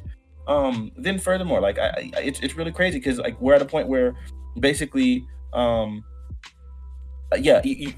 if you guys are unfamiliar with his work, then it just provides you guys the opportunity to basically like kind of like strawman the entire time or like whatever, because you don't know exactly what the freak he said, so you don't know why it's harmful. So like then like basically we're getting gaslit because like the whole time I'm telling you like, oh, this nigga's really harmful, and you're just like, he's not that harmful, and it's like, well, like someone who's familiar with his work, like with more of his work anyway, like as I'm saying that this nigga's harmful, you don't know his work whatsoever, so then how am I supposed to like even have a realistic conversation with you? I guess it's my fault because we got the topic to you guys too late, and I don't know why I just assumed that you guys would at least even have heard of this nigga. So it's probably better that we just like curtail this or table this conversation and have it at a later date once you guys actually know what the hell you're talking about. I don't think. Well, one, yeah, it is what it is. It's people might not be familiar with this person, but I think the concepts themselves are still interesting. Like, and like working out whether these things that you guys think is necessarily harmful. You can explain what it is, right? And then we'll just talk about that. Like this thing that this particular lesson, if you think that's an example of anti-racism, right? As Ibram has espoused, and then we can talk about that. And I think well, that's some of the right. Some of the things that have been born from anti-racism are people that have been inspired by him. So anti-racism math is another thing that I particularly hate. Me and Fanatiq kind of sort of disagreed a little bit, but since those initial things that we read through, there's still been people that carry the mantra that are making wild claims today. And if you were to say these things in a vacuum, no one would get behind them. If you were to say, hey, I don't think black people can come up with answers that are exact in math, if I said that into a vacuum, everyone would say that that person is racist. But somehow if I package it with, well, I think that anti-racism, blah, blah, blah, and then I say it, all of a sudden it's like an okay statement to make. Like it's ridiculous. And the idea that there's multiple ways to come to things, but kids shouldn't understand the ways that the teacher are trying to teach. They shouldn't be able to like grasp that. That's where we get into this world of all opinions are equal, and there's no way to objectively say certain opinions are better than others, and it gets like really, really weird. So there's things that have sprung from his movement that are disconnected to him, but there are people that are inspired by him, and those people are what conservatives use when they talk about CRT, not really CRT itself. But what difference does that make? Like, okay, so this whole concept of anti-racism, I think is more interesting than talking about like this one person in particular, Kendi, and yelling about like whatever he may have said, right? But the act of anti-racism and being more simple, like saying that, I'm not saying just racism go bad, right? But like being actively against it, working to demolish it, understanding how it interacts with our life, and in our communities, right? And saying that, you know what, neutrality isn't enough, right? Like, what are we to think of the white individuals during like Jim Crow, right? Who saw everything that was happening around them, but didn't have an opinion on it, right? Took no action. What are we to think of those people, right? Like, I would say, yeah, they were taking advantage of white supremacy, right?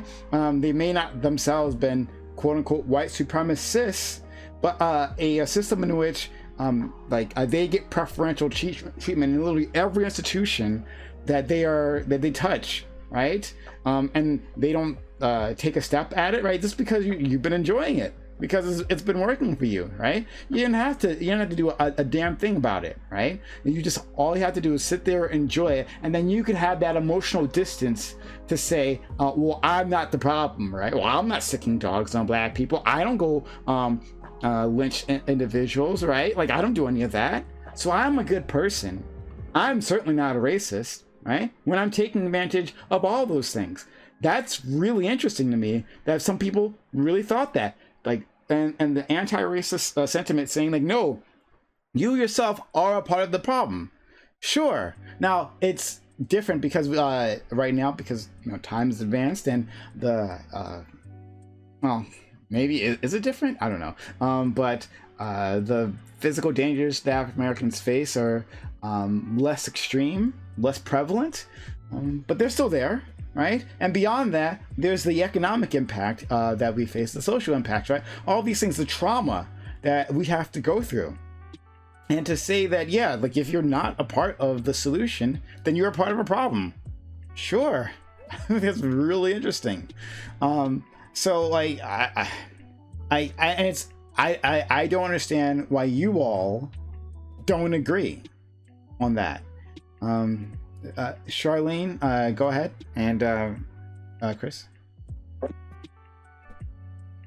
I was gonna say also to like go off of your point that even during the Jim Crow era, people used to call themselves segregationists instead of racist. I don't believe that I'm racist. I just believe in separate but equal, right? I'm not racist. I'm not lynching people. I just want Black people to be over there, you know? And also going back to what you said, GSU, but like who amongst us hasn't in third grade had a racist experience? Like I never said we don't. I specifically called that out at least twice now. This is the third time.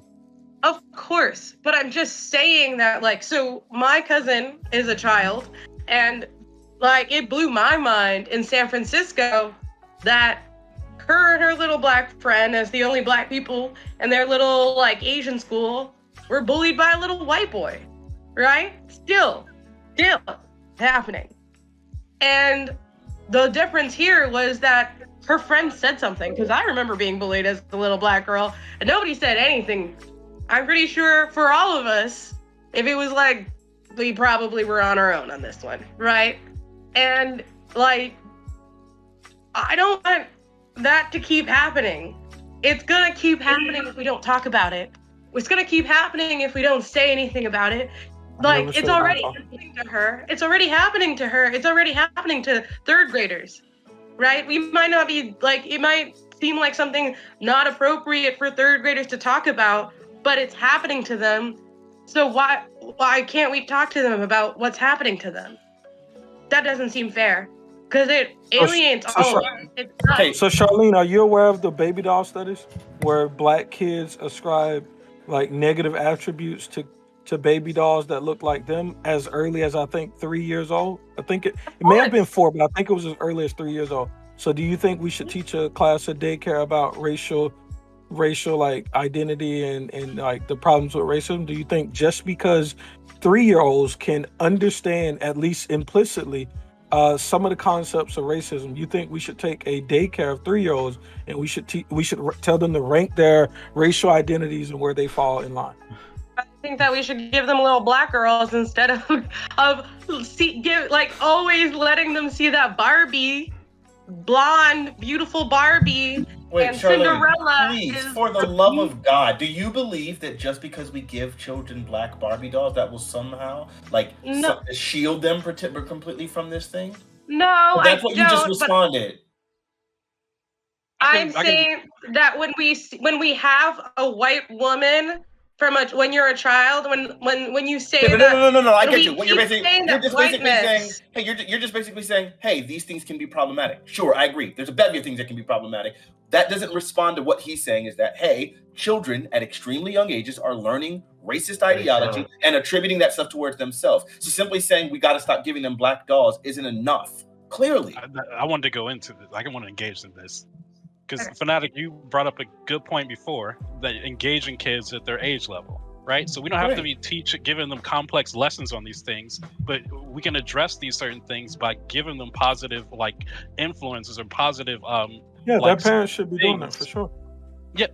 Yes, but if you like, this is stupid. Anytime we use the arguments of just the parent should be doing something, we know that it's failure, right? Because we already seen all of these various states where like the idea is leaving sex education up to parents, and we recognize that so many parents completely drop the ball on that. So we as a country know that we do better with an educated demographic, and sometimes the impetus to cause parents to actually have age-appropriate conversations with their children is the knowledge that this sort of thing will be taught in classrooms. Now, again, it needs to be age appropriate. I don't see any reason with teaching children. Okay, I don't see any reason with I don't see any problem with teaching children about in an age-appropriate way about racism within the school system. Yes, parents should be doing so as well, but obviously because of the fact that we know that the onus for education falls on the school, then we have to have the school doing it as well, and hopefully parents can do so beforehand, or parents can take up the slack in the cases where the parents don't, when in the cases where the schools don't do it appropriately. But you agree that I said our education system should do it, right? We're not disagreeing on that our education system. You're saying our education should do it in high school. You're saying in high school, and that's stupid. Yeah, but so your argument is like our education system is good, and this is where we should try to teach values. I've never objected to that at all. I've objected to when you all think these concepts are age appropriate. You keep referencing age appropriate, but you aren't actually engaging in the conversation. You're just saying what I'm saying in a different way and acting as if you're disagreeing with me. I agree that our education system should teach these things. We disagree on when, and we probably disagree on parental involvement as well. But I think that a part of our problem is we're laying issues to the state that I don't think there's an environment to actually like inscribe these values. I don't think that a 3-year-old at a daycare is gonna understand these things. I don't even think parents can work with it at that age. But like 5, like my daughter is now, I can talk to her about stuff. I don't think that the teachers at my daughter's school could engage her the same way that I can. I don't think that she would come away with the same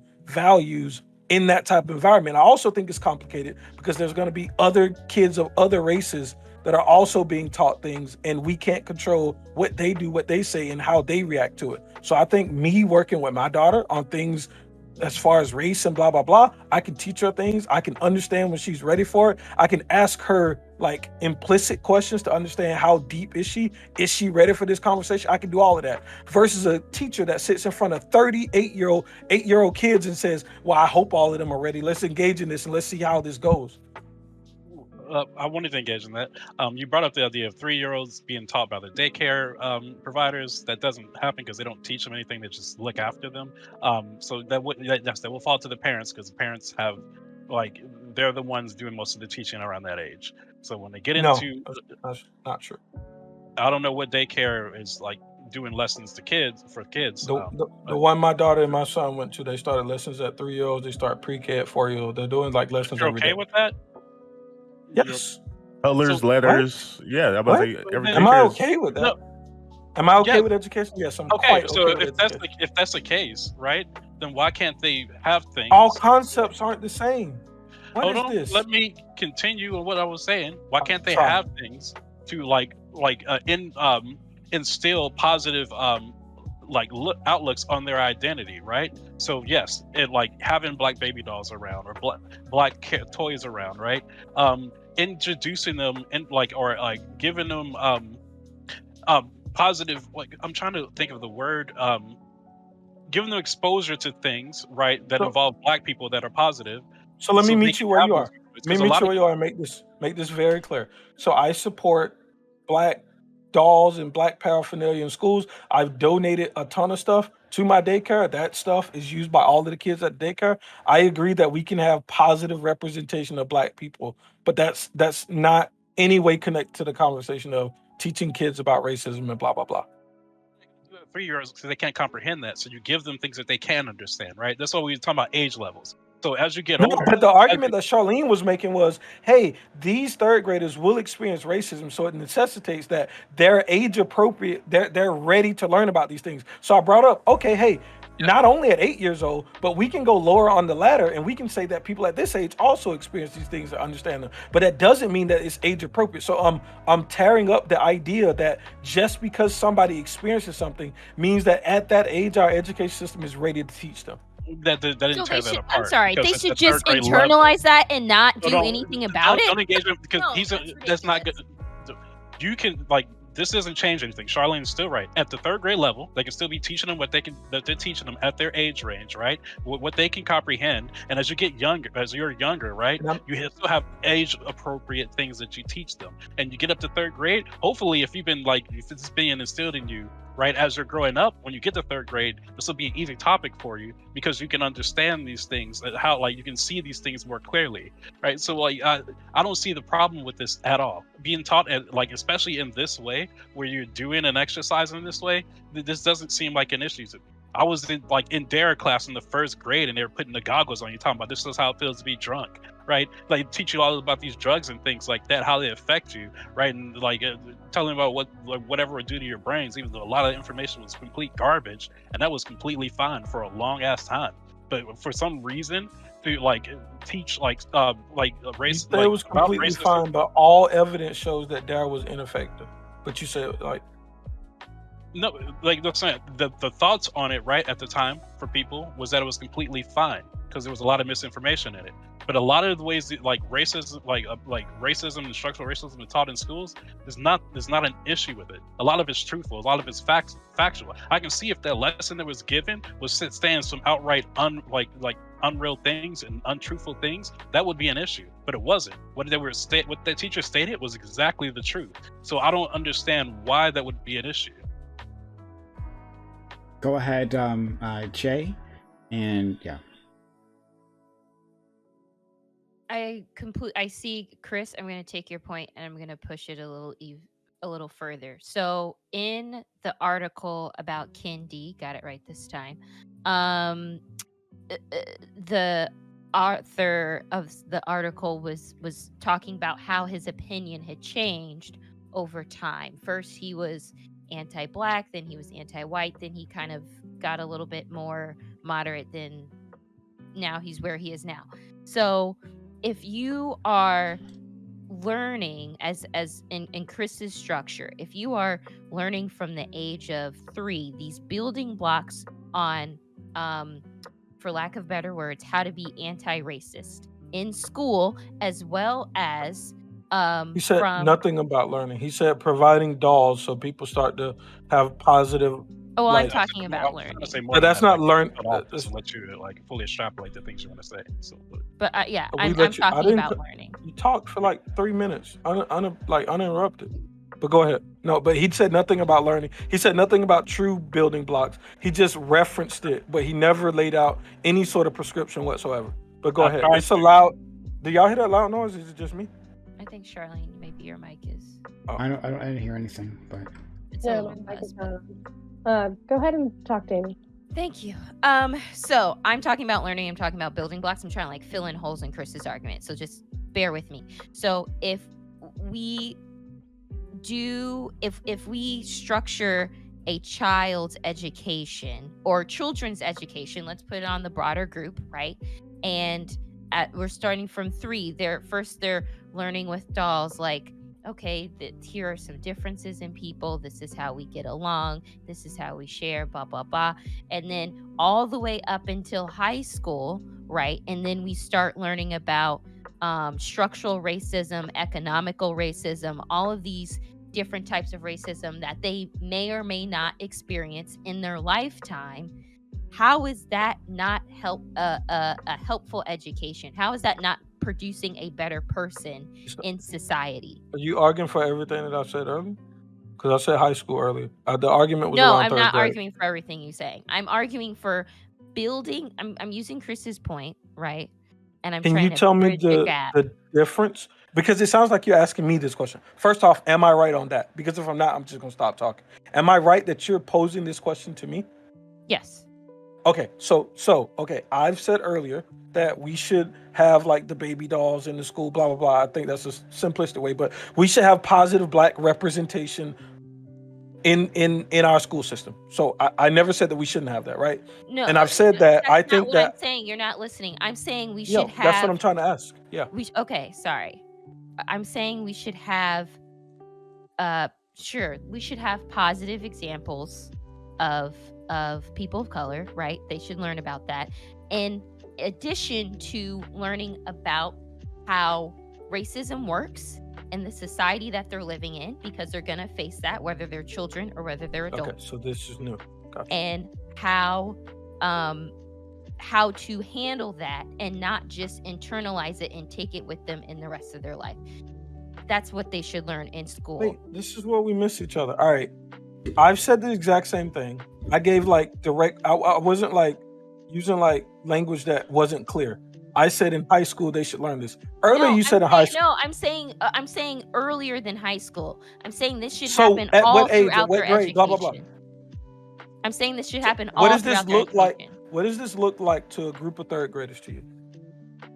That example that was given in that lesson, honestly, right? That's and something that would be perfect. No, that sounds way too far. Like I was about to say, where I think where Gambit's missing and where I think I'm not everyone else missing. is. No, you are, because you're saying that like you're talking about the very specific nuances and statistics of systemic racism and like No, like a hardball. no, listen, and they're no, saying Bam. that let's just do little baby steps. No, but Bam, But you I can disagree play with back, what they call you baby can play steps. back exactly what she said the first time. She said, I think that we should have like Building little blocks. blah blah blah. And then she said, and in high school we should teach them about structural racism yes. and blah blah blah. That's Yes. what she said. And that's exactly what and I you said. missed it, and that's what you're saying. The other things before that were the building blocks she was talking Thank about. you. She's She saying didn't every grade. clarify that until she didn't clarify that until I That's asked her. exactly. Stop. what she said the Then first you're time. not You just missed listening it. because that's said it, exactly she's- what I said. Like, she was like going off of what I said, and I said that, and like I thought that was completely clear where she was the road she was going down. Right. I just And feel like would- their blocks are way too big. Like I disagree with that. If they thought that thing was appropriate, then no, I disagree on that being appropriate. But I think that there could be a potentially more appropriate thing to do for a third grader, and I think that that's just dealing with like introduction of children books, or like dealing with like other people who have like racialized experiences. But I wouldn't want to internalize onto a child. I wouldn't want to say that like this is what you're doing. These are your personal actions. I feel like it would be way more appropriate to extrapolate it into like examples that This is people the could problem. see themselves in. This is the problem with this article not extrapolating the lesson, because like this I don't isn't care a- about that lesson.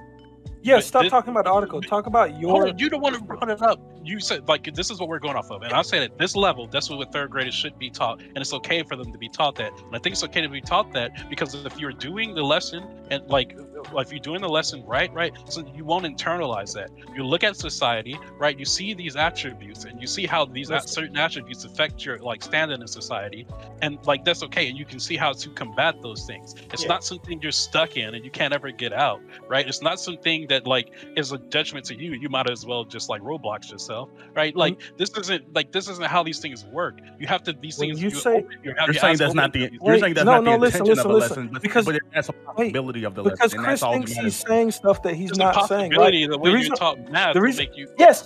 So you keep appealing to this thing that you're not describing, and when I ask you, you say I've described it, but you haven't. When you say they could teach this right, what I'm saying is that there's no possible way it can be taught right. You keep appealing to this definition of right that somebody can do. So when I said bump the article, I'm saying you're saying the article doesn't lay out the prescription that you would be for. So I'm asking you to lay out what the fuck is right to you.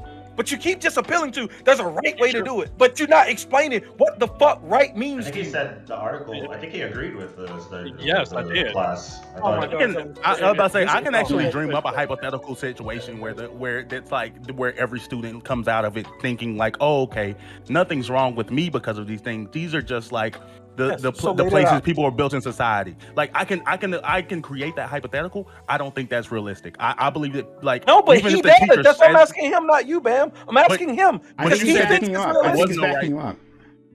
Yeah. No, No, but I don't want somebody to pat me on the shoulder. I want Chris to describe all of like he just says a whole bunch of Just words that means describe absolutely nothing. No, Describe it means it then. nothing to you because apparently Describe you it, weren't describe educated. it.